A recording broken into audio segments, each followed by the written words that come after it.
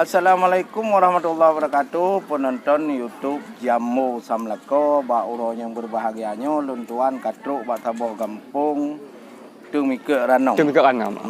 Di Kecamatan Wela Timur. Kecamatan Wela Timur. Nyo di sini letan urang-urang yang cinta budaya dan urang-urang yang giuk mensyai, termasuk uro yang berbahagianya di tempeng luntuan Pak Kecik. Ya, Kecik langsung pemimpin Kampung Tumike Ranong, Kecamatan Wela Timur, Ya. Kabupaten Aceh Barat.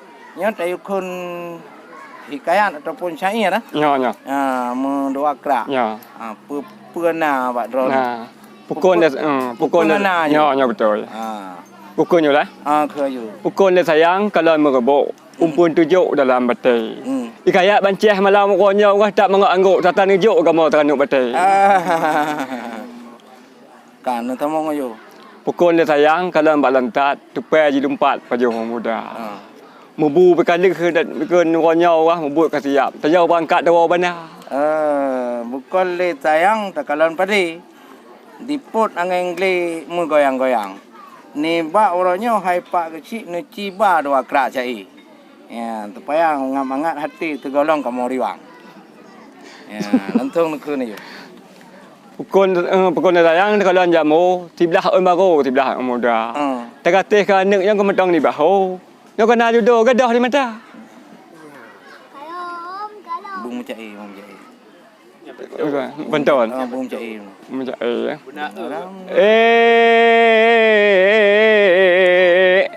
Pukul dia tayang tak kalau jamu tibelah orang baru tibelah orang muda. Ngate kaneng di bawahnya bancai mantong di bahu. Yo kana judo gadah di mata.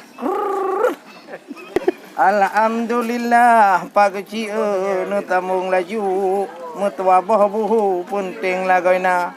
Pelam di kamonyo cikal heuh pajuh bu mangat terharu wahai cedera.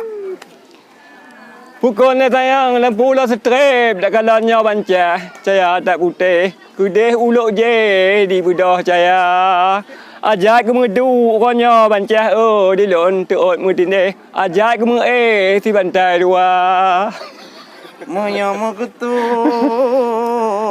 lagi nyan tuture ajak kenu ngondon cedera mudah-mudahan jeun langkah gede tanya si bantai dah pegah ba. Kamu. Ya nama. Ya tep lah. Ya saudara, mungkin no nyo penaikun memang hobi galak Bapak Kecik. Di eno dile liputan kamu dalam rangka pelara adat di Kampung Tumike Ranong. Singo akan datang munglom di wate-wate yang lain. Syabai Pak Kecik, syabai. Assalamualaikum warahmatullahi wabarakatuh.